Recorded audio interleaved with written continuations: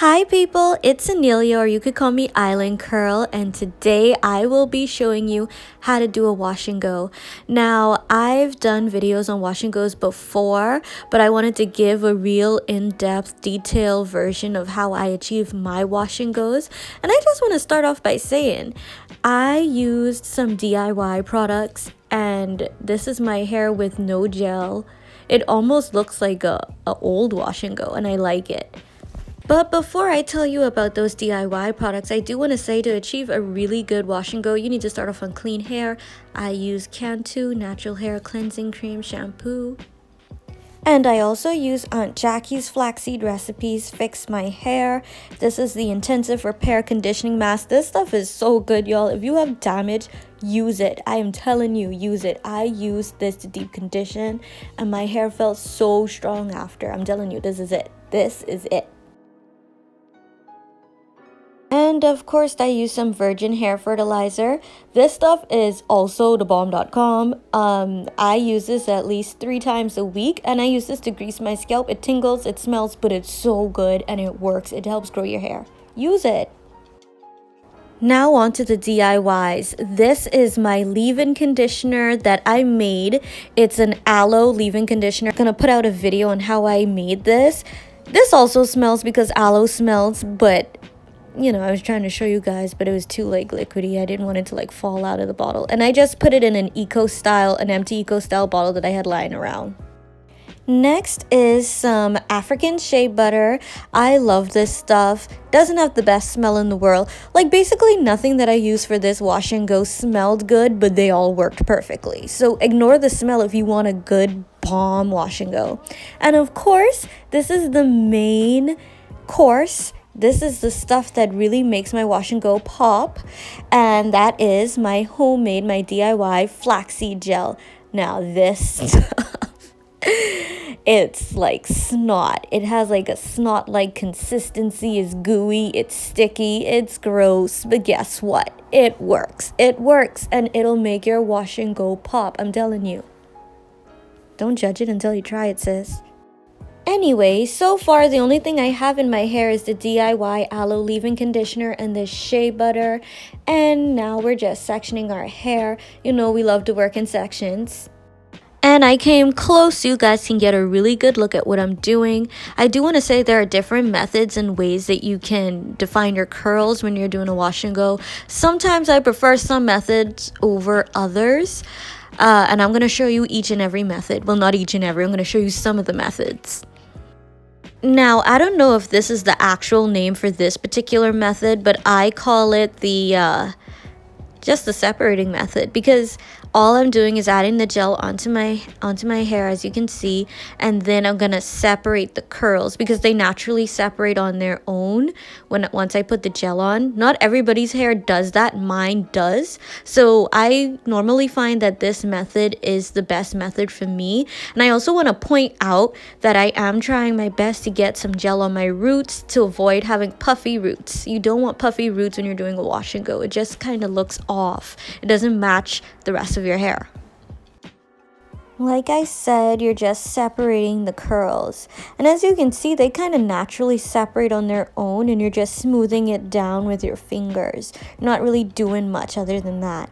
You see where the curl naturally separates, and then you smooth it down.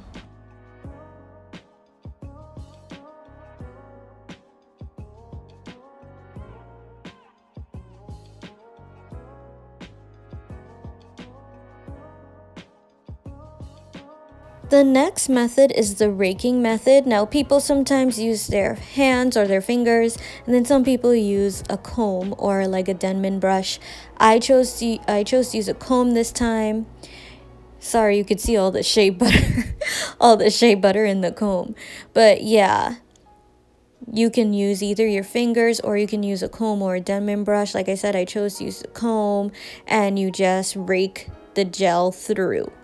It's basically just, okay. It's basically just you distributing the gel through the hair. I don't like this, and I usually don't do this method at all. I just did it for the purpose of this video, and as you can see, I still resorted to like just separating and smoothing the curl over with my fingers, which is my preferred method.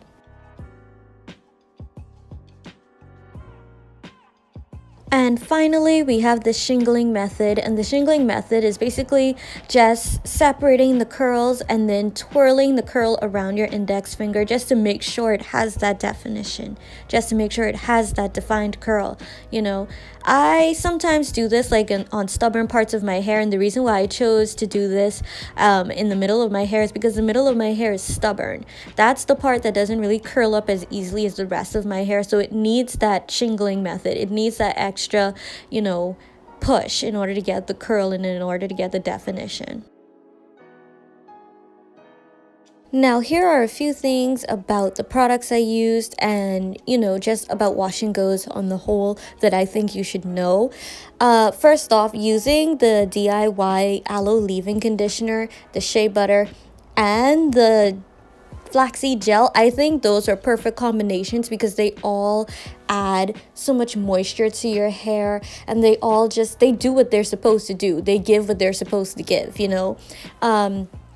Also, when you do wash and goes with flaxseed gel, I realize that your wash and goes dry a lot faster. Like by the time I reached the section that I'm working on now, the back of my hair was already beginning to dry. The only thing that was really still wet was the roots, which is expected because the roots do take the longest to dry.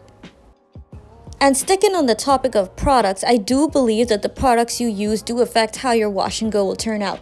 Like, you should do a test to make sure your products agree. If they don't agree, then when your wash and go dries, it's probably going to flake. Or if your products aren't moisturizing enough, your wash and go is probably going to come out, you know, dry. Or if your products are too moisturizing, your curls may not even define the way they should define. So the products you use and the combination of products you use, it does matter when it comes to a wash and go. And like I said at the beginning of the video, you do want to do a wash and go. You do want to do a wash and go on fresh, clean hair.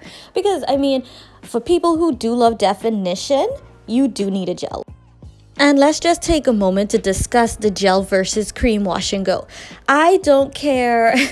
Listen, I feel as though if you want a defined wash and go that's going to last for days, you want that definition to last for days, you are going to need a gel. There's no way a cream is going to allow your curls to last for days. Now, if there's some magical cream out there that does allow your wash and go to last for days, please let me know. And I mean this for type 4 hair people. People with type 4 hair, because I think maybe if you have a looser curl or like something like that, maybe a cream can work. But I think for us type 4 naturals, we do need something heavy like a gel. That's just my opinion. You can't tell me otherwise, sis. You can't. Anyway, I was getting off topic.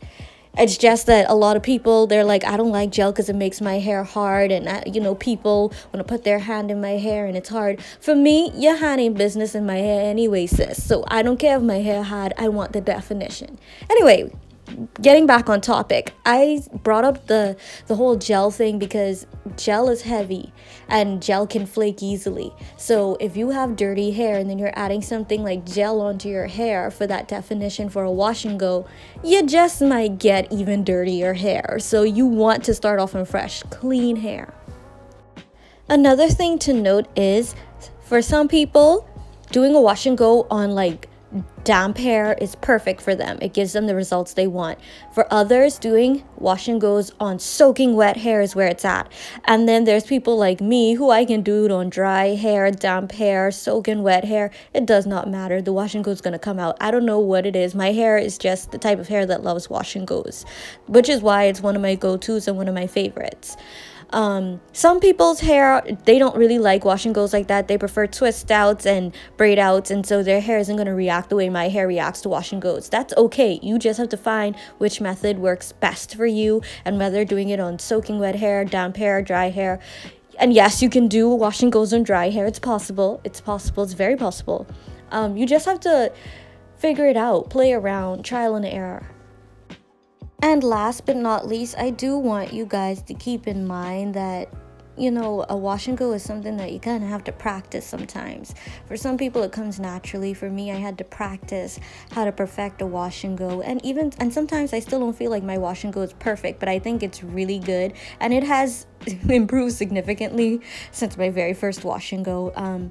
You know, it's something you have to get good at over time. Don't expect to do it once and bam, it's perfect. No, just keep that in mind. Don't think that you suck at wash and goes just because you did it once or twice. Keep at it, you know. So this is the end result. I love it. And I actually took this clip like hours later, but my hair was dry literally like an hour after I finished the wash and go. But anyway, y'all, that's it for today. Don't forget to like, comment, share, and subscribe. Bye, y'all.